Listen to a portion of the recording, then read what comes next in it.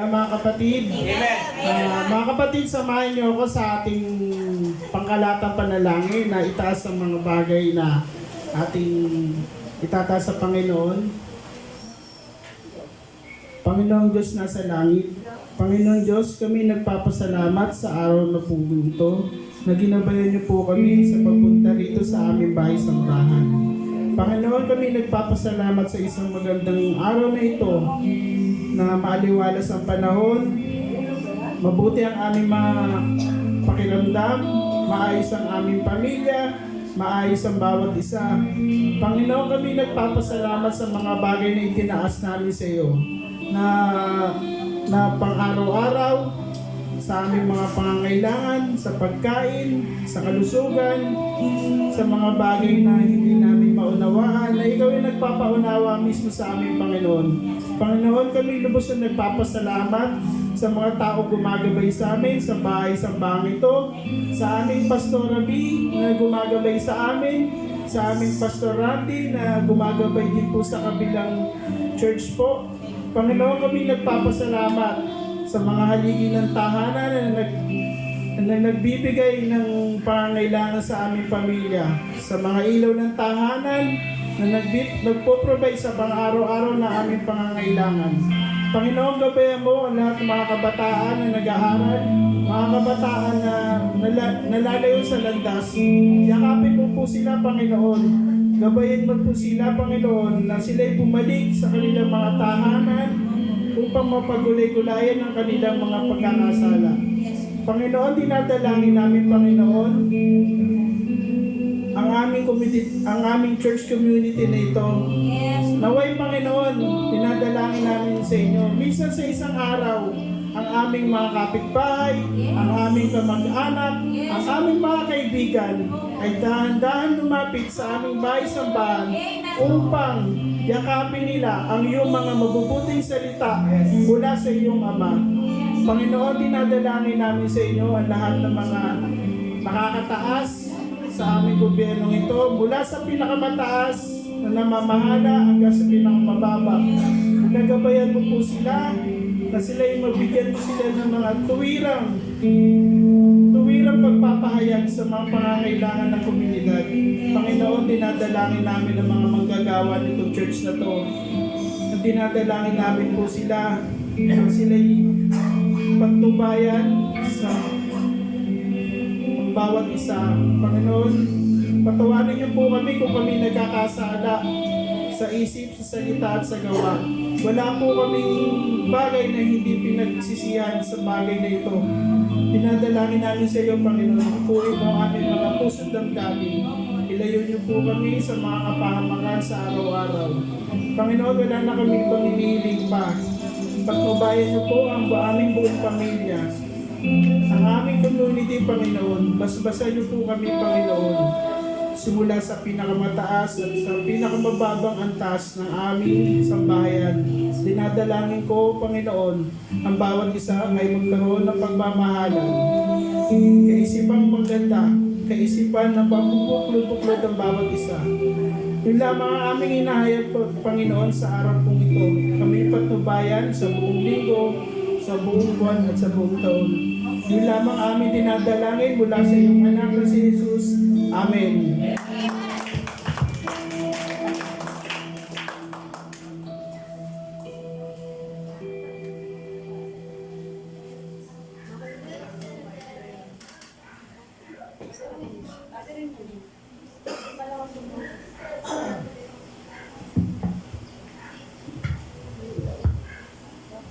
Praise God. Mapagpalang araw po sa ating lahat. Amen po ba? Amen. Palakpakan po natin muli ang ating Diyos na buhay. Nakakagalak naman na andito muli yung ating mga teens, mga teenager. Salamat sa Diyos dahil muli kayong magpalago, magpalalim. Makilala niyo pa si Jesus, no? Maranasan niyo yung kabutihan ng Panginoon. Lumalim kayo sa salita niya, yun po yung mahalaga. Para mabaon niyo po yan, madala niyo hanggang sa inyong pagkatanda, hanggang sa inyong pag-grow. Dahil ito po ang napakahalaga sa buhay ng tao. Kumusta na po mga anak ng Diyos?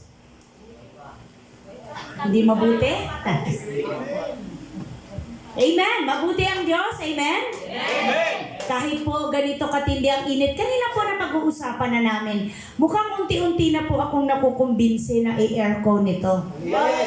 Kayo po ba'y sang-ayon doon? Praise the Lord. Kasi meron na tayong aircon doon na hindi ginagamit. So, unti-unti na sa tindi po kasi talaga ng init. Tapos, para pong medyo, mas okay po yata yung nakikita natin na pag ito'y nakulog na, aircon na, wala na tayong ibang magagawa kundi ang manahimik. Tama ba? Baka matulog. Kasi hindi na tayo madidistract sa mga nakikita natin dyan sa... Tama po ba? Na pag may naririnig tayo, bigla tayo napapalingon. Ano ba yun? Sino ba yun? Yan, so, samahan niyo po akong manalangin doon sa bagay na yun. Na bago po tumindi ang init, parang nagsisimula pa lang, ano po? By March, ayan na, pagpasok ng April, matindi na yan. So, loobin nawa na atin po itong napagbabalakan na natin kung saan natin pwedeng ilagay yung ating aircon. Praise God! So, kanina napaalala ng ating kapatid yung tungkol sa ating vision and mission.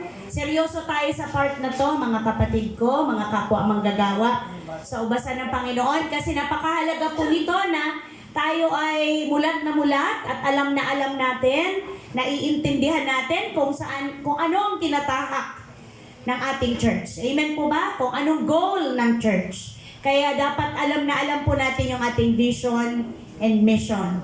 So napakaikli lang po niyan, kaya-kayang isaulo. Tama po ba? Kayang-kaya. So siguro pagkadating ng ng Sunday, pagka nag-memorize na, paano ba natin maiwasan huwag tumingin doon? Takpan. Takpan talaga.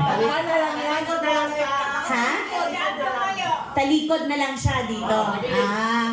Pwede rin tagilid. Ano? Ha? Hindi, wala siyang cellphone na. Kasama po. At seryoso din po tayo doon sa part na pagka may nakamemorya, meron po tayong love gift. Huwag ko kayong mag-expect na napakalaki. Ito ay mula sa aming mga puso at galing din sa puso ni Brother Aaron. Meron kapatid, di kami nakakalimot. Ang sabi niyo po sa amin, kayo po ay magkakaroon ng part dahil magdadagdag ako. Ayan, amen. Sige po, tayo po ay Tayo po ba ay napagpala sa umpisa pa lang ng gawain ng Lord? Yes. Kung talaga pong totohanan ka kapatid na nagpupuri, nagpapasalamat sa iyong manlilikha, sa iyong tagapagligtas, damang-dama mo ang kanyang presensya. Damang-dama mo na nakakalaya ka sa kabigatan. Amen po? Mga pasanin, alalahanin, mga sakit at karamdaman, pagpupuri pa lang, pag-worship pa lang sa Panginoon, mararamdaman mo na ikaw ay hinihipo na ng ating Diyos na makapangyarihan sa lahat. Dako na po tayo sa mensahe. Ano po ang message last Sunday? Andito ba lahat last Sunday? Yes. Ano po ang mensahe? Anong turo? Ayan. So ano yung mga spiritual junk food na maaaring nakaharap nyo itong mga days na lumipas? Na-overcome ba? Unti-unti ba? Unti-unti ba nating napagtagumpayan yung ating mga kahinaan pagdating sa paglalaban ng spirit and flesh? Nako, ano po? Lahat tayo guilty dito. Tama po ba? Na may mga times na kahit may mga oras na dapat para sa Panginoon, naaagaw ng ating gusto ng ating flesh. So ngayon po, aral na tayo, sa aklat tayo ng John chapter 17 verse 3. Tayo po tayong lahat. Basahin po natin ang word. Aklat ng Juan. Sige po, church, pakibasa. At ito ang buhay na wala hanggan. Makakilala na isang tunay na Diyos at sa Kristo na iyong sugo. Amen. Let us pray. Hallelujah. Glory to God. Aming Ama na nasa langit, sa pangalan po ng iyong anak na si Jesus, na aming Panginoon. Kami, O Diyos, ay sama-sama nagpapasalamat sa inyo sa mga oras na ito na naranasan po namin minsan pa ang inyong pagsama, ang inyong katapatan, ang katugunan po sa aming mga panalangin. Salamat, O Diyos, na Ikaw ay tunay at tapat. Ang mga salita mo ay tinutupad mo po sa amin, ang mga pangako mo. Thank you, Lord, na iningatan mo kami sa mga araw na nagdaan, lumipas na mga oras. Naranasan po namin ang inyong katapatan sa mga pangangailangan namin. Pinagaling niyo po kami sa anumang mga sakit at karamdaman. Thank you, Lord, na lalagpasan namin ang lahat ng kahinaan namin, Lord. Sa tulong mo, Panginoon, Ikaw ang Diyos na nagbibigay sa amin ng sapat na lakas at kakayahan upang lahat ng bagay ay amin pong mapagtagumpayan. Thank you, Lord, sa pagkilos ng banal na Espiritu. Salamat sa Spirit of Worship, sa Spirit of Praise. Salamat sa Espiritu ng kagalakan na Ikaw ay patuloy naming pasalamatan. Ialay ang aming mga buhay sapagkat ito nga po ay isang masamyong handog sa inyong banal na harapan. Kami ngayon ay humihingi ng patnubay, patuloy na gabay ng Holy Spirit sa pag-aaral po namin ng inyong banal na salita. Marapatin mo nawa kami sa inyong banal na harapan, Lord. Nawa ang mga puso namin ay bukas para sa inyong mga salita. Turuan mo po kami ng mga bagay na kalooban mo po at ito po ang maging daan, maging hakbang upang kami ay lumago, lumalim, tumatag po kami sa aming relasyon sa inyo. Marami pong salamat sa inyong mensahe. Thank you, Lord, sa inyong revelasyon sa amin. Salamat sa kapangyarihan ng inyong salita. Salamat sa kapangyarihan ng pangalan mo, Jesus, sa aming mga buhay. Ang dalangin ko, Panginoon, katagpuin mo po ang iyong mga anak sa kanila pong mga pangangailangan. Kausapin mo po kami sa isang simpleng kaparaanan, mababaw na paraan, maintindihan po namin, maunawaan po namin ang inyong mga salita. Sa iyo lamang ang mataas na papuri. Sa makapangyarihang pangalan ni Jesus, ang lahat ng nais mapagpala ng Diyos ay magsabi ng Amen. Amen. Amen at Amen. Praise God. Okay na, kapatid? Ang mga bata? Okay. Praise the Lord. So, napakaganda po ng message sa atin ng Lord ngayon sa aklat ng John 17 verse 3. Ang sabi po dito, kung ito'y alam natin na ang aklat ng John chapter 17, ito yung prayer ni Jesus para sa kanyang mga disciple. Tama po ba ako? Ang sabi dito, at ito ang buhay na walang hanggan, ang makilala kanila na iisang tunay na Diyos at si Jesucristo na iyong isinugo. So, ang pamagat po ng ating pag-aaralan ngayon ay assurance of salvation. Assurance, katiyakan. Naniniwala po ba kayo dun sa kasabihan ng mundo na kung meron man daw pong tiyak sa mundong ito, yun ay ang kamatayan. Narinig na ba kayo dun? Na kung meron daw, there's nothing sure in life, wala daw ibang sure dito sa mundo kundi ang death o kamatayan. Totoo naman yun, di ba? Dahil wala namang ni isa sa atin ang pwedeng makatakas. Sa katotohanan, lahat ng tao, ang ending ay kamatayan. Pero alam niyo po ba na kahit yung katiyakan ng kaligtasan natin ay pwede nating masigurado. Yung katiyakan ng ating patutunguhan ay pwede nating matiyak o magkaroon ng assurance habang tayo ay nandito pa sa temporaring mundong ating kinalalagyan. May mga tao kasi at Kristiyano na rin na nagdududa pa kung siya ba'y saved, siya ba'y makakasama sa rapture, tiyak na tiyak ba na siya ay makakapiling ng Panginoon. May mga ganon ba? May mga pagkakataon ba na ganon na nagdududa ka, nag-iisip ka, save kaya ako? Umataas si Adrian ng kamay. Ako po, hindi pa ako ganon katiyak. Bakit po kaya? Nangyayari yun. Alam niyo po kung bakit may mga pagkakataon na pinagdududahan ng isang mananampalataya kung siya nga ba'y save o hindi. Dahil na rin po sa kakulangan ng pag-alam sa salita ng Diyos. Ano? Ang sabi pa nga doon sa pinag-aralan ko, ignorance of the scripture.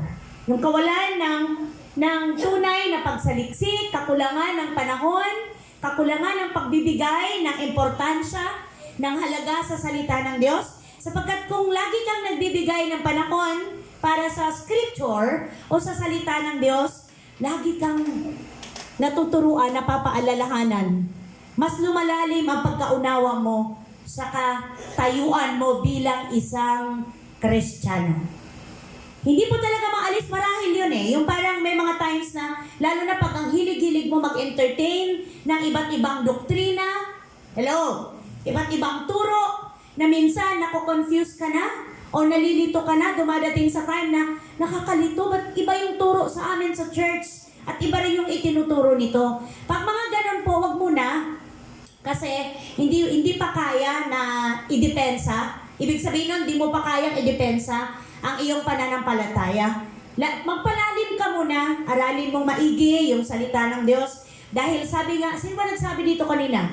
Na ang lahat ng katotohanan, ang buhay, ang saligan ng iyong faith ay nasa word lang.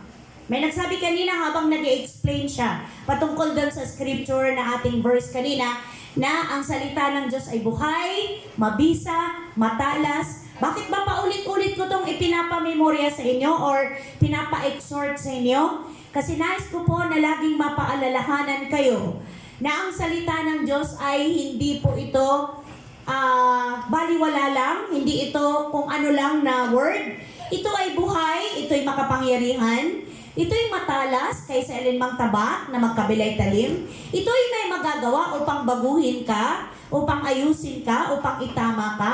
Amen po ba? Ang salita ng Diyos ay may kakayahang kumilos sa iyong mga pangangailangan, sa iyong mga naisin sa buhay. Dahil higit itong makapangyarihan. Tandaan natin, na bukod sa ating tao, lahat ng bagay na mayroon sa mundong ating kinalalagyan, nalikhayan dahil sa salita ng Diyos. Amen? Sinabi, nagkaroon dahil sa salita ng Panginoon. Tayo, bukod tangi na napaka-espesyal na nilikha ng Diyos dahil ginamitan tayo ng kamay ng ating Panginoong Yahweh, ng ating makapangyarihang Diyos. Kaya wag po nating baliwalain ang salita ng Panginoon. Salamat sa inyo dahil kayo ay nagbibigay galang na pagka ang punto na ay word. Kaya yun po talaga ang nararapat. Pag sinabing time na para sa mensahe, sa salita ng Diyos, kung meron man kayong ginagalang, higit nating igalang ang salita ng Panginoon. Amen po ba mga kapatid ko? Amen. Yes, praise the Lord. So ang sabi dyan, assurance of salvation. Katiyakan. Pwede tayong pakatiyak na tayo ay saved na, nandyan sa Bible, nandyan sa Word. At ang sabi diyan sa 17 ng ating John 17 verse 3, ito ang buhay na walang hanggan, ang makilala mo, makakilala ka sa iisang tunay na Diyos. So kanina meron din nag-share na nung dati siya sa paniniwala nating lahat, siguro mas mainam huwag tayo mag-mention ng pangalan, ng kung ano man yan. Sabihin na lang natin, yung dati kong paniniwala, yung nakagisnan kong paniniwala, yung minana kong turo, hindi ako nakakaranas ng ganito ka-epektibong pamamaraan ng pagsamba sa Diyos. Dahil iba talaga ngayon na meron ka ng personal na pagkakilala sa Creator mo, sa Savior mo. Amen po ba? Bakit? Kasi meron ka ng koneksyon na buhay sa iyong manlilikha, sa iyong Abba Father. Buhay na ang iyong linya sa pakikipag-usap sa Ama through Jesus Christ. So ang sabi diyan, malinaw po ha, kaya ka nagkaroon ng buhay na walang hanggan dahil ikaw ay nakakilala na sa iisang tunay at buhay na Diyos. Amen po ba? Malinaw? Malinaw po ba? Ikaw ay meron ng pagkakilala sa isang tunay at buhay na Diyos. Diretso na po tayo. Kanina napag-usapan natin na kaya nagdududa ang isang tao dahil po na rin ito na kadalasan ng mga tao nagre-rely sa kanilang nararamdaman o emosyon. Ingat bro. Kadalasan, ang bawat isa sa atin, kasali na ako ron, nagre-rely tayo sa emosyon. Diba? Pagka na-touch ka doon sa word, na-touch ka doon sa lyrics ng awit, hindi maiwasan na napapaiyak ka. Tama yun. Pero ang tunay na pag-iyak na merong pagsisisi ay yung meron din paghakbang ng pagtalikod sa alam mong mali at hindi nagbibigay kaluguran sa iyong Diyos. Hindi ito natapos. Hindi natapos kung kailan tapos na ang service, tapos na ang worship. Tuloy-tuloy po yon. Hanggang sa devotion mo, hanggang sa bawat minuto, segundo ng iyong buhay, nandun ang pagkilos ng banal na Espiritu, huwag lumaban. Huwag pumalag. Bagkus laging hayaang mag-flow ang Holy Spirit sa iyo at hayaang tulungan ka ng banal na Espiritu na mabago ka unti-unti. Dahil nasa proseso po ang pagbabago na isang tunay na taong nakakilala sa nag-iisang Diyos na buhay. Amen po? Hindi ito biglaan. Hindi ito one click na tumanggap ka ngayon kay Lord. Bago ka kaagad. Hindi po. Unti-unti po yan. At the more na nagsasabi kang, Lord, ayoko na nito. Ayoko na ng ganitong pagkatao. Ayoko na ng ganitong habit. Ayoko ng ganitong lifestyle dahil alam ko na hindi ka nag-glorify. Ayoko na ng mga ganitong isip. Dahil alam ko na hindi kita nabibigyan ng kaluguran at karangalan. Isinusuko ko sa inyo ang lahat. So hayaan po natin na sa tulong ng Holy Spirit, unti-unti po ang iyong pagbabago. Amen po ba? Amen po mga kapatid ko sa pananampalataya? Amen. Kaya yung mga taong nagdududa o pinagdududahan ang kanyang pananampalataya o ang kanyang katiyakan ng kaligtasan na walang ginagawang akbang, instead na lumapit sa Diyos, lumalayo. Diba? May ganon? Instead na pagyamanin, palalimin ang kanyang relasyon sa Panginoon, ang pagkakilala sa Lord, umiiwas. So ano nangyayari? Matamlay ang kanyang buhay Kristiyano. Talo lagi. Kunting problema, bagsak, iyak, umaalis sa gawain, lumalayo. Ano pa nangyayari? Oo, at masakit yon. Kaya tuloy maririnig natin, ulitin ko ulit yung sinabi ko ng Friday, dati akong born again. Hindi po totoo yon. Wala pong dating born again. Dating makasalanan. Ngayon, kung totoo kang born again, hindi ka na babalik sa luma mong pagkatao. Hello mga kapatid ko. Kung totoo kang naka-experience ng pagkilos ng nag-iisang buhay at tunay na Diyos, hindi ka na babalik sa mundo. Hindi ka na babalik sa dating ikaw. Dahil alam mo na, di ba anong sabi doon? Ikaw na nakalasap na ng kabutihan ng Diyos. Ikaw na nakalasap na ng katapatan ng Diyos. Babalik ka pa ba? Sa masalimuot, mabigat, mahirap, magulo, walang katiyakan na buhay sa mundo? Hindi na po. Ikaw po ay dapat magpatuloy sa iyong relasyon at pagkakilala sa ating makapangyarihang Diyos. Ngayon po pag-aralan natin yung mga palatandaan or signs ng mga tunay na may katiyakan na ng kaligtasan. Dapat po nakikita ito sa atin. Tingnan nyo nga po yun yung mga sarili kung meron dito sa lahat ng ito. Pwede nating masabi sa Lord, ay Lord, wala pa ako niyan. O di kaya pwede, oh thank you Lord, salamat. Dahil meron na ako niyan. Amen po ba? Number 1, anong sabi? Nasa puso mo na ba si Jesus, kapatid? Paano nangyari yon? Romans. Nandyan po ba? Romans chapter 9. Go church, pakibasa po. Romans chapter 9. Kung ipapahayag ng iyong labi na si Jesus ay Panginoon at kung puso ang sa kanila ay maligid. At sumasampalataya ang tao sa pamamagitan ng kanyang puso at sa gayon ay itinutuloy na matuwid ng Diyos. Nagpapahayag naman siya ng naligtas. Okay. So malinaw ang sabi dyan ni Apostle Paul sa Romans, paano ka magkakaroon ng Kristo sa puso mo kung ipapahayag ng iyong bibig na si Jesus ay Panginoon at buong puso kang sasampalataya na siya'y muling binuhay ng Diyos, maliligtas ka.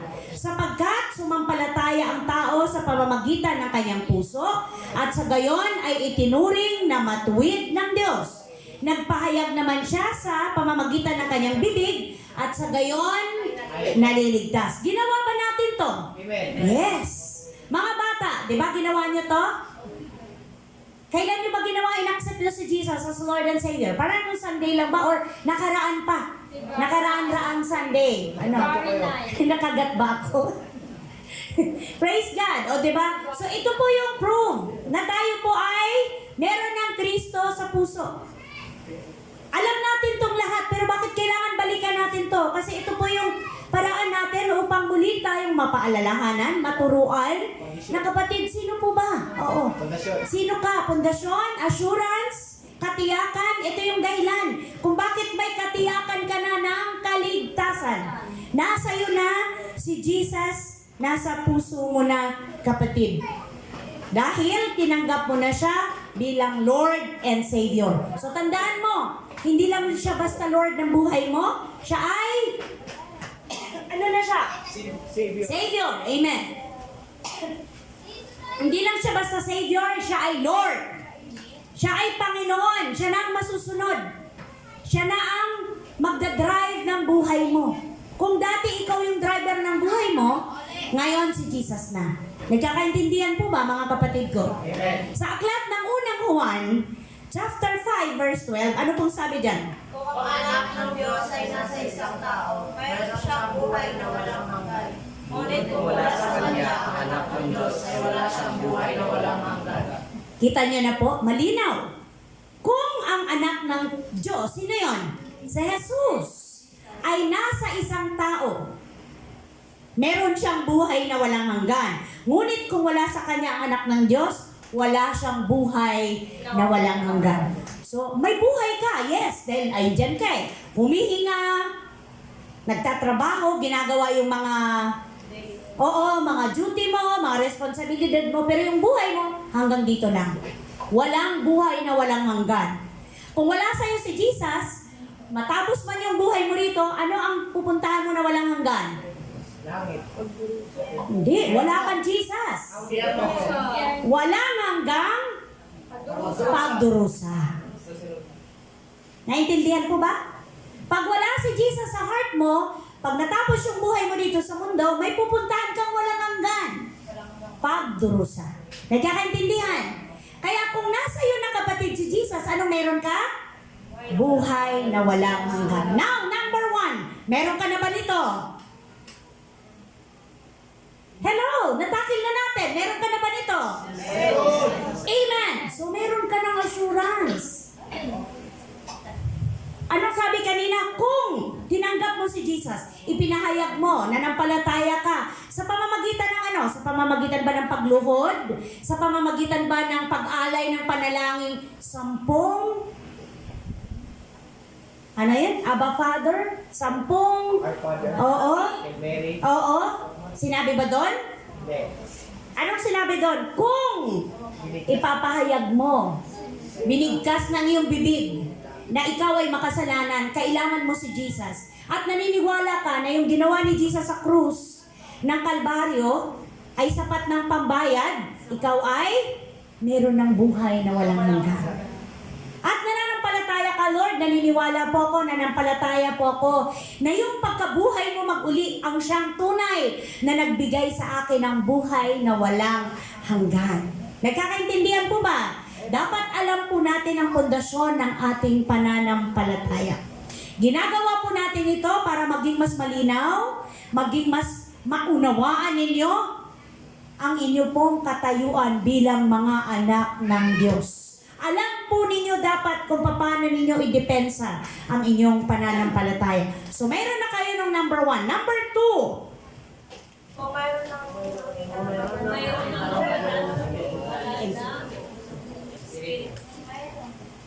Ano po? Paano ka magkakaroon ng assurance ng kaligtasan? Kung mayroon ng banal na Espiritu. Bunga po ba yan? Kung meron ka ng yes. Bunga ng banal na Espiritu.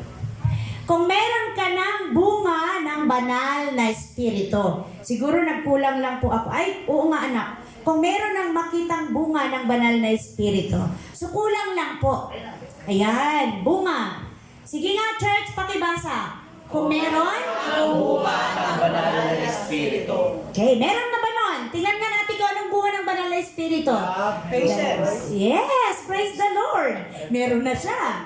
Galatia chapter 5, verse 22 Sige po, pakibasa, please. Basahin. Ang bunga ng Espiritu ay pag-ibig, kagalakan, kapayapaan, pagtitiyaga, kabaitan, kabutihan, Katapatan, kainahunan, pagpipigil sa sarili. Walang batas. laban sa mga ganito. Amen. So, maging tapat. Sabi ni JR kanina, meron na siyang prutas, patient. Yung iba, anong meron? Yes, amen. Meron ka na, kapayapaan. Ano pa? Self-control, praise the Lord. Ha? Mayroon ka ng self-control? Napipigil mo na? Brother Aaron, anong merong fruit na nakikita mo? Ha? Pagpapakumbaba. Amen. Meron tayo dyan. Kapayapaan, kagalakan, pagtsatsaga, kabaitan, kabutihan, katapatan, kahinahunan. Yun. So mahinahon mo nang nakaharap yung mga nag-aano sa'yo. Kalma mo lang. Ayan. Sister Sally, prutas ng Holy Spirit. Anong meron? Pagpipigil. Ayan, meron ng pagpipigil. Mami, meron ng prutas, Mami? Anong meron, Mami?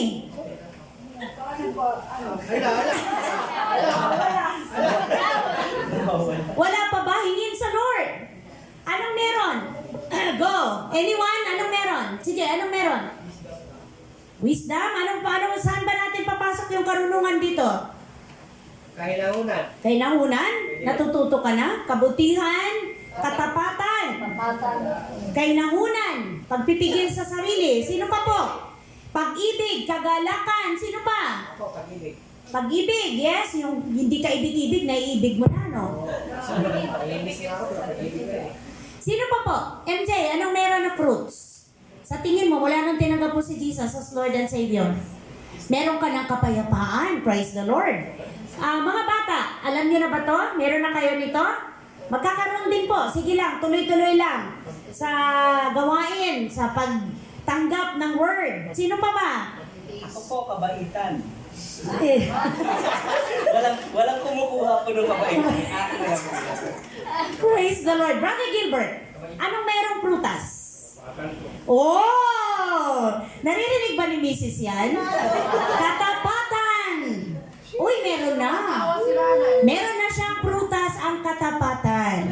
Kasi dati hindi siya tapat. Tama ba kapatid? Oh, inamin niya. Dati hindi siya tapat, ngayon tapat na siya. Dahil may prutas na. Ikaw, Pao, anong prutas meron ka? Pagpipigil. Anong meron ka, Brother Pao? Pagpipigil. Ha? Ayan. Self-control. Sa mga kahinaan. Yan, mga kahinaan. Napipigil mo na. Hindi ka na yung dating... Oh. Anong prutas si Rodel meron? Mula nung... Kahinahunan daw. Meron na siyang... Kalma ka lang. Oh, pag nagda-drive yan, kalma ka lang. At pag tumawag daw ang kanyang mama, kahinahunan, Rodel, huminahon ka. Huminahon ka. Tama ba yun? Oh, praise God. Anong merong prutas si Janelle mula nung tinanggap mo ang Panginoon, kapatid? Bukod sa love, syempre. Ano ang meron? Meron ka na? Kagalakan. Si Mami, kagalakan, Mami. Tama? Kagalakang pumunta sa church. Kagalakang tanggapin yung mga sinasabi ng awit. Di ba? Galak na galak si Mami. Hindi ba nakikita ko pa paano mag-worship si Mami? Yes. Dahil namnam niya yung lyrics patungkol sa kabutihan at katapatan kung sino ang kanyang Diyos. Amen po ba, Mami? Galak na galak. O, Janelle, hindi pa tayo tatalon doon. Ano ang prutas na meron ka? Maano raw? Maintindihin na. Ayan. So, naiintindihan mo na ngayon. Yung mga taong dapat intindihin. Ano po? Meron ba dito maintindihan? Saan din? Kagalakan, kapayapaan, pagtsatsaga, kabaitan. So, papasok sa kabaitan. Tama? Pag-intindi. Tama ba, JR? Pagtsatsaga din. Pagtsatsaga. So, kung ang pagtsatsaga mo ay nasa karelasyon mo, pwedeng hindi yata apply yun, kapatid. Ano? Huwag muna. Hayaan mo siya ang magtsaga sa'yo. Praise the Lord. Okay, so, usad na tayo. Yan po ang dapat na makita sa atin. At palakpakan natin ang Panginoon. Meron na tayong bunga ng banal na Espiritu na nagpapakita lang na ikaw ay may katiyakan na ng kaligtasan. Number 3, tingnan mo kung meron ka nito. Kung nasagot? Amen ba? Oh, palakpakan natin ang Lord. Praise God. Meron na. So dapat tiyak na tiyak ka na. Ay, ako nga po'y ligtas na. Sinasagot na ng Diyos ang aking mga dalangin. 1 John, meron ba tayong verse? 1 John chapter ano yan? 5? Verse 14 to 15. Verse 14 to 15. Ang sabi niya, may lakas loob tayo, lumapit sa Kanya dahil alam nating ibinibigay niya ang anumang hilingin natin kung ito'y naayon sa Kanyang kalooban. At dahil alam nating pinakikinggan nga niya tayo, alam din nating ibibigay niya ang bawat hinihiling natin sa Kanya. So tayo po ngayon ay may mga answered prayer na. So dahil sa katotohanan ikaw ay may katiyakan ng kaligtasan, sabi ko ulit kanina, ulitin ko, ang iyong connection sa Ama ay meron ng may linya na. Tama ba yun, kapatid? Oo. Hindi na naglo-loading. Hindi na jumper. Oo. Hindi na tumatalbog sa kisame ang iyong prayer. Diretso na. Yes, amen. Wala nang harang. Diretso na sa trono ng ating Ama sa langit. Dahil sa kaugnayan mo sa kanyang anak na si Jesus. Sabi niya sa kanina, sa ating teksto sa John 17:3, dahil yun sa iyong kaugnayan sa nag-iisa at tunay at buhay na Diyos. Walang iba kundi si Jesus Christ. So meron na kayo nito. Praise God. Number 4. Meron na ba kayo nito? Kung mayroon ako na nais na nais sa kalooban ng Diyos, sabi na daw ng Diyos ang pinayana sa lahat. Oh! Amen. Kung meron ka ng pagnanais mamuhay sa kalooban ng Diyos at tanggihan ang kasalanan. Andun na ba kayo nun? Praise the Lord! Yung ayaw mo na niyan, hindi ka na masaya. Dati di ba kahit alam mong mali, sige pa rin. Okay lang, masarap eh, hindi enjoy eh. Oo. Oo. Mang babae ka, kaliwat kanan, okay lang. Kahit alam mong mali. Pero ngayon, hindi ka na masaya. Titingin ka pa lang, mag-iisip ka pa lang para doon sa gusto mo, ay Lord, patawad. O, diba? Hingi ka kagad ng sorry, Lord, ayoko na nito, pinalaya mo na ako dito. Amen po ba? Bakit kaya? Dahil ang sabi niya sa 1 John 5, tama po ako kapatid? 1 John chapter 5 verse 18. Anong sabi dyan? Ating mga anak ng Diyos Ay hindi nagpapatuloy sa pagkakasala sapagkat iniingatan sila ng anak ng Diyos at hindi sila maaring galawin ng diablo. May napansin kayo dito? Dalawa, anak ng Diyos at iniingatan sila ng anak ng Diyos. Sino yung tinutukoy? Una, sa taas, ang tinutukoy na anak ng Diyos ay tayo. Ito, sino tinutukoy nito? Jesus. Amen. Nakita nyo? Kapital eh. Dati hindi natin ito pinapansin, di ba? Dire-diretso lang. Pero ngayon, naintindihan mo na. Ito pala, ibig sabihin nito ay si Jesus. Iniingatan ka, kapatid, ni Jesus na wag nang mag-enjoy o wag nang magkasala. Kaya kalukuhan yung sasabihin mo na, ako'y tao lamang na nadadarang at natutukso rin. Kalukuhan po yun. Hindi po yung totoo. Kaya mong tumanggi. Yes. Amen po ba? Kaya mong umayaw. O tukso, layuan mo ako pero lapit ng lapit. O tukso, layuan mo ako pero sagot ng sagot sa text. O, diba? O tukso, layuan mo ako pero nagbibigay ng loan. O, diba? Paano yun? Bawal yun. Nag-o-open ka ng pinto para makapasok ang kasalanan. Oo. O tukso, lumayo ka pero sumakay ka. Pwede naman. O, diba? Oo. O, diba? Kung pag mga ganun po, wag. Kasi paraan po yun ng demonyo para ma-enjoy ka ulit. Okay lang yan. Gagano. Ikaw naman, tulong lang yun eh. Ano yun? Way mo yun ng pagbibigay ng kawang gawa. Kawang gawa. Kung ikaw siguro walang motibo, paano yung ginagawan mo may motibo? Tama po ba? Tapos yung ginagawan mo noon, di ka titigilan. Kasi nakakita na siya. Binigyan mo siya eh. Nagbukas ka ng chance. Kaya tuloy-tuloy yun. Nagkakaintindihan po ba? Ulitin ko, ang tunay na anak ng Diyos, hindi na nagpapatuloy sa pagkakasala. So, kung ikaw ay nagpapatuloy pa sa pagkakasala, hindi ka pa anak ng Diyos. Tingnan nga natin. 1 John chapter 3. Tama po ba? Ang sabi dyan sa 5. Nalalaman ninyong naparito si Kristo upang pawiin ang ating mga kasalanan. At siya'y walang kasalanan. Ang nananatili sa Kanya ay hindi nagpapatuloy sa pagkakasala. Ang sino mang nagpapatuloy sa pagkakasala ay hindi nakakakita ni nakakilala man sa Kanya.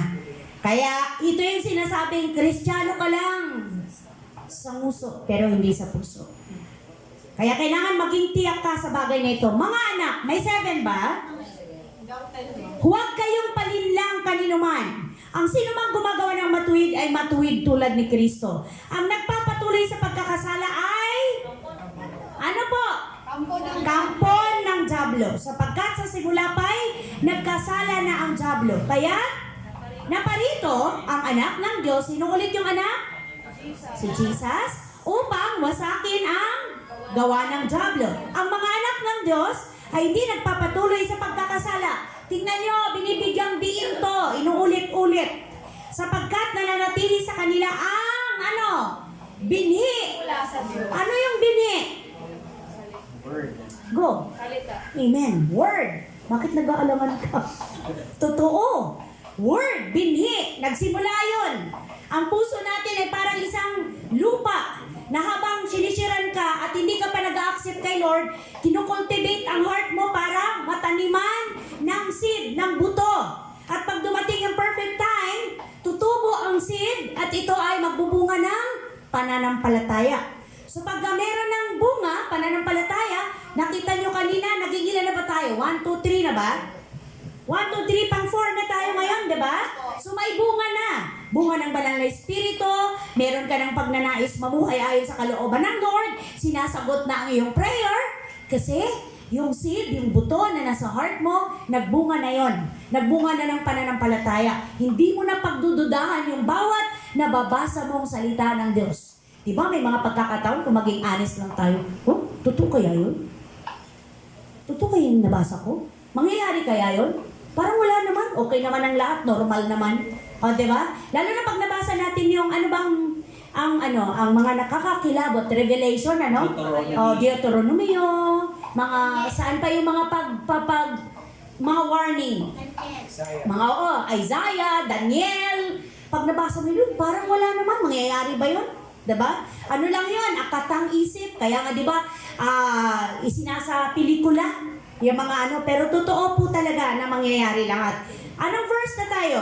Verse 8, ang nagpapatuloy sa pagkakasala ay kampo ng diablo, sapagkat simula pa'y nagkasala na ang diablo, kaya naparito ang anak ng Diyos upang wasakin ang gawa ng diablo. 9, ang mga anak ng Diyos ay hindi nagpapatuloy sa pagkakasala, sapagkat nananatili sa kanila ang binhing mula sa Diyos. At dahil ang Diyos ang ama nila, hindi sila maaring magpatuloy sa pagkakasala. Dito natin makikilala kung sino ang Go Church! 10.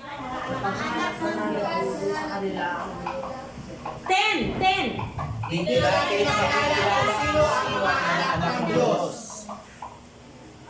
Kung sino? At kung sino ang mga anak. Ayaw yung basahin na. Kung sino ang mga anak ng diablo, ang sino mang hindi gumagawa ng ayon sa kalooban ng Diyos, ay hindi umiibig sa kanyang kapatid, ay hindi anak ng Diyos. O kung hindi ka anak ng Diyos, kanino kang anak? Ayoko nga maging anak ng diablo. Kasi masyadong tuso yun. masyadong tawag nito, masyadong mapanlin lang. Wala siyang ibang pwedeng ibigay sa'yo kundi kapahamakan.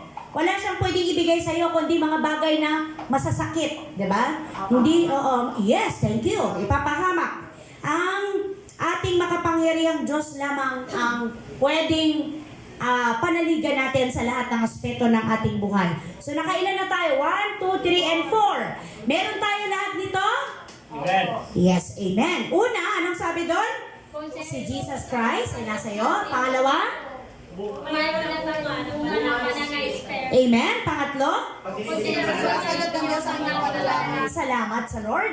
Kung dinidinig na ang iyong panalangin, thank you bro. And then pang-apat, kung meron ka ng desire o pagnanais na sundin ang kalooban ng Lord. Dati baliwala sa iyo, di ba?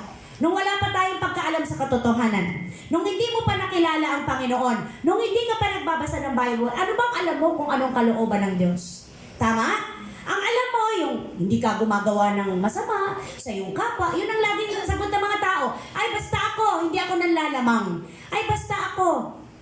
Nagbibigay ako ng oras sa Diyos. Nagsisimba ako, lalo na pag birthday ko.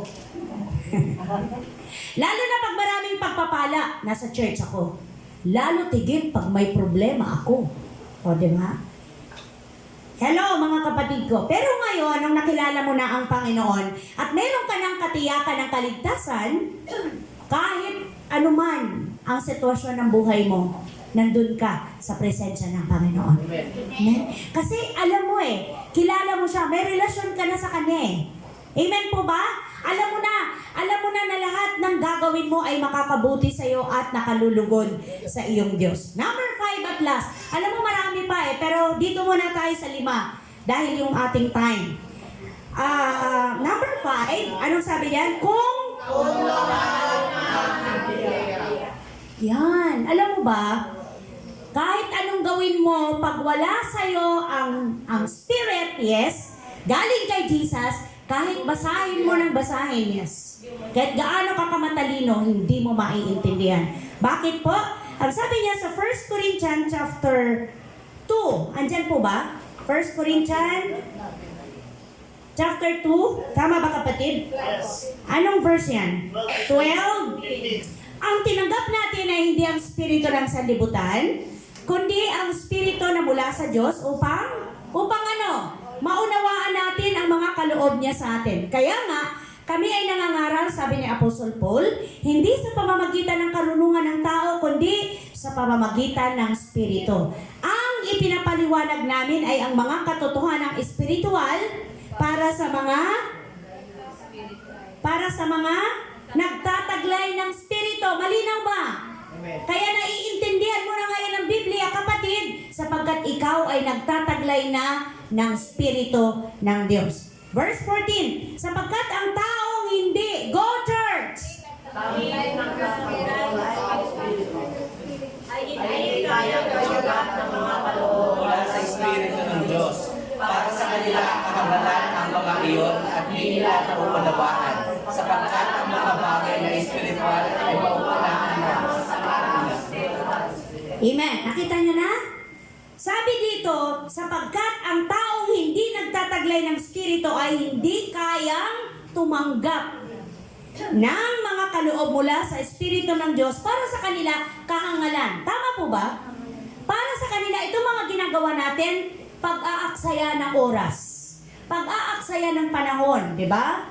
Kung mag-overtime ka pa, may pera ka pa. Bakit dyan sa mga praise the Lord ba, pag uwi mo may bigas? Pag uwi mo ba, meron kang, di ba, pambayad sa kuryente, may pambayad ka ba sa tubig? Tama po ba? May mga naririnig tayong ganyan hanggang ngayon, mas worse pa nga Dahil dito po ito sa verse na to, para sa kanila, kahangalan ng mga yon at di nila maunawaan, sapagkat ang mga bagay na espiritual ay mauunawaan lamang sa paraang espiritual. Kaya kapatid, kung ikaw ay meron ng assurance of salvation, dapat isa sa katangian na meron ka, naiintindihan mo na, nauunawaan mo na ang Bible. Amen po? Pag binasa mo yan, naiintindihan mo. Pag binasa mo yan, mai-excite kang basahin. Dahil gusto ng Spirit na nasa Amen? Dahil hindi pwedeng magustuhan ng laman yung gusto ng Espiritu. Magkalaban nga yan eh. Kaya nga, mapapansin mo, pag gusto mong magbasa ng Bible at nasa tabi mo yung phone, napapatingin ka. Pansin, aba, mas marami na akong oras mag-Facebook Diba? Pansin niyo po? Kaya hindi po advisable na pag nag-devotion kayo may katabing phone. Huwag niyong itabi ang phone kasi magre-ring yan. Ano ba yun? Notification ba tawag nun? Oo, parang may... Yan. Maano kang matitim kang magbukas at magulat ka na lang na wala na yung interest mo sa pagbabasa ng word. Nandun na sa cellphone. At next verse, nauunawaan ng taong nagtataglay ng spirito. Nandyan ba? Ang kahalagahan ng lahat ng bagay, ngunit hindi siya nauunawaan ng taong hindi nagtataglay ng Espiritu. Malinaw po ba? Kaya tayo hindi maintindihan ng iba. So tayo naman, intindihin na lang natin yung mga taong wala pa talaga sa Lord. Kaya hindi sila ganong kadali paliwanagan, hindi sila ganong kadali bahaginan, hindi sila ganong kadali hikayatin, dahil wala pa, hindi pa buhay yung Espiritu ng Diyos kagaya dati sa ating kalagayan. Pero ngayon, salamat! Dahil nung tinanggap natin si Jesus, buhay na ang Espiritu natin. At meron na tayong assurance of salvation. Na yun naman ang kailangan. At meron pa bang next verse? 2 Corinthians, meron ba? Sa 2 Corinthians, chapter ano yan? Chapter 4, verse 3 to 4. Anong sabi dyan sa 3 to 4? Kung may talukbong pa ang magandang balitang ipinahahayag namin, ito'y may talukbong lamang sa mga napapahamak. Anong ibig sabihin nun? Yung mga taong ayaw magpasakop sa Panginoon, kahit anong gawin natin, hindi nila maiintindihan ang ibig sabihin ng gospel, ng ebanghelyo ng kaligtasan, sapagkat ang kanilang paningin, ang kanilang pandinig ay natalukbungan ng kasalanan. Hello. Etong binabasa natin, kahit anong laki ng letra at kahit anong lakas ng spotlight, pag yan ay tinabunan, hindi mo mababasa, di ba? Ganon din po yung ating spiritual eyes and spiritual ears. Kahit anong gawing paliwanag ng lingkod ng Diyos, ng manggagawa ng Panginoon, hindi maiintindihan ng tao kung ano ang kahalagahan ng pagkamatay ni Jesus sa krus dahil natatalukbungan ng kasalanan. Meron pong tawag nito, harang, may sagabal. At ang sabi diyan sa next verse, hindi sila sumasampalataya sapagkat ang kanilang isip ay binulag. Hello church, nandyan pa ba kayo? Binulag ng Diyos ng kasamaan sa daigdig na ito upang hindi nila makita ang liwanag ng magandang balita tungkol sa kaluwalhatian ni Kristo na siyang larawan ng Diyos. So nakita niyo na po ang katotohanan na kahit talaga hindi natin masisisi dahil tayo din naman galing doon. Ano sabi dyan sa Ephesians? Dati ganyan din ang inyong kalalagayan. Pero dahil sa kagandahang loob ng Diyos, kayo'y kinahabagan. Tayong lahat, mula tayo sa kadiliman, hinango tayo ng Diyos tungo sa liwanag. Kaya ngayon, pag nabasa mo pa lang yung John 3:16, maliwanag na sa'yo. Nagpapasalamat ka na, thank you Father, thank you Ama sa Langit. Salamat Ama sa Langit, ibinigay mo ang iyong anak. Dahil kung hindi mo ibinigay si Jesus, wala joy kapatawaran. Kahit anong gawin ko, hindi ko kayang bayaran ang kasalanan ko. Kahit tsap-tsapin ka pa kapatid. Ngayon, na meron ka ng Kristo, kahit tsap-tsapin ang katawan mo, buo ang soul, ang spirit mo haharap sa Diyos. Amen? Palakpakan natin ang Panginoon. Sabi ko nga, pag nakikita ko yung mga ano ko sa paa ko, sabi ko, oh, ano lang yan, balat. Huwag ka dyan tumingin. Papalitan niya ng glorified body. Amen po ba? Amen. Diba? Yung tayong mga masyadong conscious sa beauty, sa balat, na lahat gagawin para pumuti. Diba? Lahat gagawin para magkulay foreigner. Na pag sumusobra, ano nangyayari? Ha? Oo, African. Pag sumobra, naging African. Opo, di ba? Yung sobrang gustong magkaroon hugis ng katawan. Kung ano-anong kailangan ipasok na karayom, di ba? Oo, wag po. Kung anong ibinigay ng Diyos, salamat. Oh, ayan. Tama, kapatid. Kasi hindi, oo. Ha? Hindi kontento. Parang kulang na lang sabihin nila sa Diyos, Lord, nagkamali ka eh. Hindi dapat ganito eh. Oh. Magpa? Ano yun? Ay, praise the Lord. Napakarami mo namang pera, bro. Ibigay mo na lang sa gawain ng Panginoon, bro.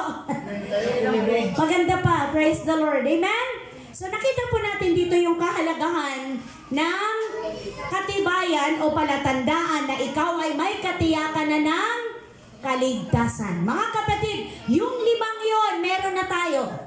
Amen po ba? Amen. So kung meron ka na nun, kapatid, sabihin mo lagi sa sarili mo, huwag ka mag-alala, tiyak na tiyak, masasama ka sa rapture. Thank you, Lord. Amen. Tiyak na tiyak, haharap ka sa manlilikha mo. At ikaw ang meron ng buhay na walang hanggan. Kaya kung marami kang mga iniinda sa katawan mo, sabihin mo sa sarili mo, okay lang yan. Temporary lang yan.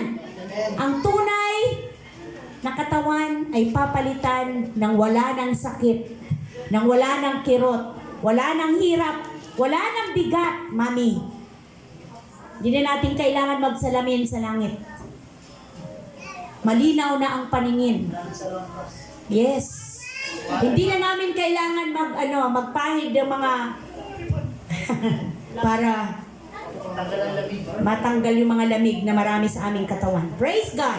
So mga kapatid ko sa pananampalataya, bilang pagtatapos po sa atin pong pag-aaral ngayon, andyan po yung challenge sa 1 John. So after tayo? Challenge po. Go church! Pakibasa po. Isinusulat. Sinusulat ko ito sa inyo upang malaman niyo na kayo'y sumasampalataya sa anak ng Diyos ay may buhay na walang hanggan. Amen. Amen. So lahat tayo ay sumasampalataya sa anak ng Diyos. Kaya ka nandito, kapatid. So angkinin mo na ang katiyakan ng iyong kaligtasan. Let us pray. Hallelujah. Glory to God.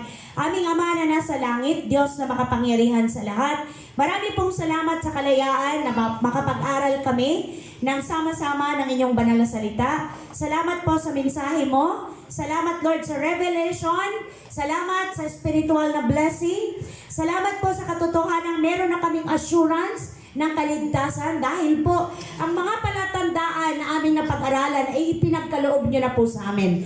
At kung may mga bagay po kaming pagdududa, Panginoon, isinusuko po namin sa inyo. Tulungan mo kami na palalimin pa, palawakin pa, pagyamanin pa ang mga salita mo sa puso namin. Nang sa gayon, palagi po kaming magkaroon ng katiyakan ng amin pong kaligtasan, ang amin pong pananampalataya.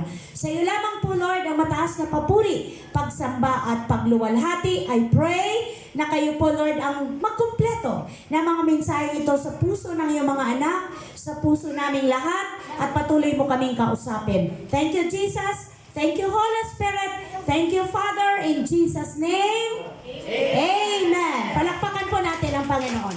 Glory to God.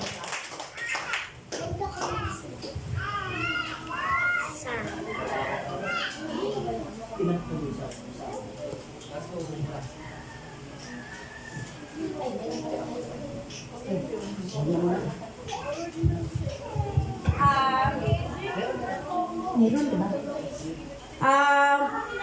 Bago po tayo dumako sa ating tithes and offering, first Sunday pa lang ngayon,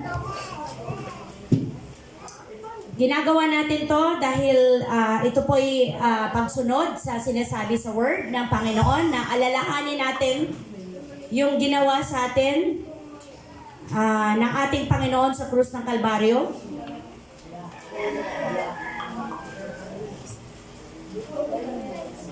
Ang banal na hapunan kung saan ito'y pag-alala sa paghirap, pagpakasakit ng ating Panginoong Yesus. Tinatawagan ko po si Brother Johnson and Brother JR para ipanalangin ang ating saro at ang tinapay.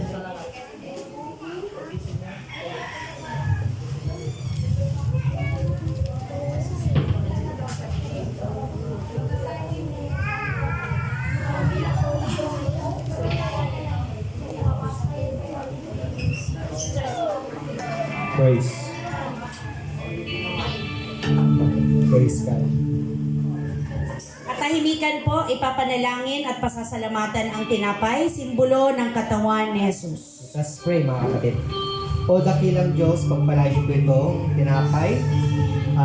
Simbolo po ito ng katawan ni Jesus na nagdaan ng hirap, Ama, upang kami maligtas at higit sa lahat, Ama, upang kami gumaling sa anumang klaseng karamdaman. Dahil po ito'y binayaran na po ni Jesus. At ito po'y ginagawa po namin, Ama, upang maalala ang kabutihan ni Jesus at sa pagmamahal niyo po sa amin. Na hindi niyo po pinigilan, kundi tinuloy niyo po kung ano yung kalooban niyo po upang kahit anong maranasan ni Jesus, upang kami lang po, Ama, is makonect balik sa inyo. Salamat po, Ama, sa tinapay ito, pagpalain niyo po ito. At higit sa lahat, Ama, ilidin niyo po yung puso isipan namin sa pagtanggap namin ito, Ama. Purihin ka, dakilain ka, higit sa magdalangin namin sa matamis sa pangalan ni Jesus. Amen. Amang banal, pinupuri ka namin sa iyong kadakilaan. Itinataas ka namin, Panginoon, dahil sa iyong kaluwalhatian, dakilang Diyos. Amang banal, narito po kami, Panginoon, nagpapasalamat, Lord Jesus, sapagkat tunay nga po, natanggap na po namin ang assurance ng aming salvation. Amen. Sa pamamagitan, Panginoon, ng iyong katawan at sa iyong dugo na nabuhos sa krus ng Kalbaryo, Panginoon. Lord, maraming salamat po, Lord Jesus, sapagkat tunay nga na mahina kami, Panginoon. Subalit lumalakas kami, Panginoon. Kung kami, Lord Jesus, ay nananalig, sumasandal, Panginoon, sa kakayahan mo, dakilang Ama. Lord, ang aming pong dalangin sa aming pong muling paggunita, Panginoon, ng kabutihan na ginawa mo sa krus. Naglayin po namin muli ang paglilinis na nagmumula sa iyo, Lord Jesus. Lord, purify us, Panginoon, nang sa ngayon mas lalong mag-manifest, Panginoon, ang mga bunga, Panginoon, ng kaligtasan na aming natanggap sa iyo, Panginoon. Lord, salamat sapagkat sa aming pag-inom nito, Panginoon, kami po'y malilinis na gaya ng paglinis mo sa amin nung ihinalay mo, Panginoon, ng iyong sarili sa krus. Lord, maraming salamat po. Luwalhatiin ka, pasalamatan ka. Sa iyo po ang mataas na papurit pagsamba sa pangalan ni Jesus. Amen. Amen. Tayo po tayong lahat at habang ibinabahagi ang tinapay at saro, umawit po tayo ng isang awit ng pagpapakumbaba at pagsisisi sa ating mga kasalanan. Praise God. Siyasatin mo, Jesus, ang puso ko sa kasalanan lumalaban sa'yo. Nagtataka, sumasamo, dumudulog sa harap ng banal mong trono. Lumalapit, di man karapat-dapat sa kabanalan mo. Biyaya, kawaan, kapatawaran sa'yo ay nakamtan ko, o aking Jesus. Lumalapit, di man karapat-dapat sa kabanalan mo. Biyaya at kaawaan, kapatawaran sa'yo ay nakamtan ko, o aking Jesus. Nakamtan ko, o aking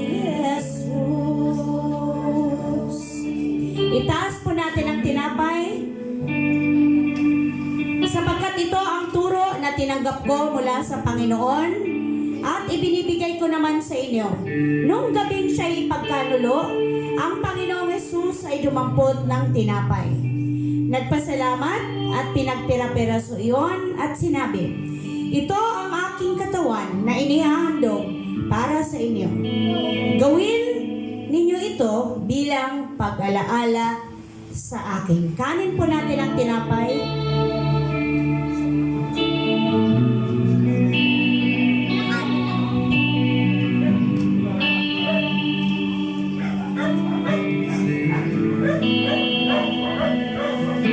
Ito ang tinapay ng buhay.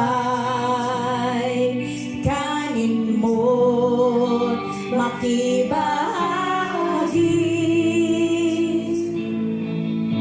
Ito ang tinapay ng buhay. Kanin mo, makiisa. Yan ang katawang binayubay upang ikaw ay mabuhay. Yan ang katawang naghirap upang iyong kamtan ang buhay na walang hanggan. Itaas po natin ang saro na simbolo ng dugo ni Jesus. Matapos maghapunan, dumampot din siya ng kopa at sinabi, ang kopang ito ang bagong tipan na pinagtibay ng aking dugo. Tuwing iinumin ninyo ito, gawin ninyo ito bilang pag-alaala sa akin. Inumin po natin ang saro na simbolo ng dugo ni Jesus. Thank you, Lord.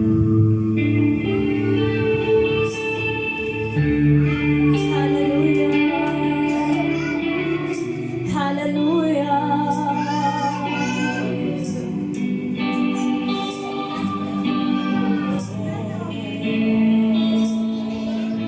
Ito ang saro ng bagong tipan. Inumin mo't makibahagi. Ito ang saro ng bagong tipan. Inumin mo't makiisa. Yan ang dugo dumanap upang ikaw ay luminis. Yan ang dugo ni Kristo na para sa iyo doon sa Kalbaryo ay tumigis. Ito ang aking patunay, ako'y kasama niya namatay. Ito ang aking ipahayag na magbabalik si Jesus na buhay, na magbabalik si Jesus na buhay.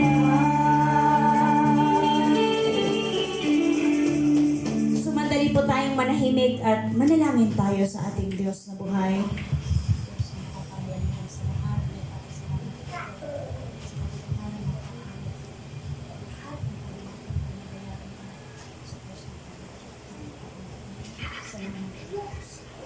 Aming Ama na nasa langit, tunay nga po na taos sa puso ang aming pasasalamat sa dakila at wagas na pag-ibig mo na ibinigay mo ang iyong bugtong na anak na si Jesus. Salamat sa pinagdaanan ni Jesus sa krus ng Kalbaryo hanggang sa kamatayan dahil sa aming mga kasalanan. Salamat sapagkat napagtagumpayan ng Panginoon sa krus ang lahat-lahat maging ang kamatayan. Salamat sa katotohanang napatawad na kami sa lahat ng aming mga kasalanan. Tulungan mo kami, Panginoon, na pahalagahan namin ang pangalan mo, Jesus, sa aming mga buhay. At turuan mo kami tulungang mamuhay ng may kabanalan at ayon lamang sa iyong katwiran. Mabigyan ka namin ng kaluguran, kaluwalhatian, karangalan sa paraan ng pamumuhay namin sa tulong ng Holy Spirit. Thank you, Lord. We give you glory, honor, and praise. In Jesus' mighty name, everybody say, Amen. Amen and amen.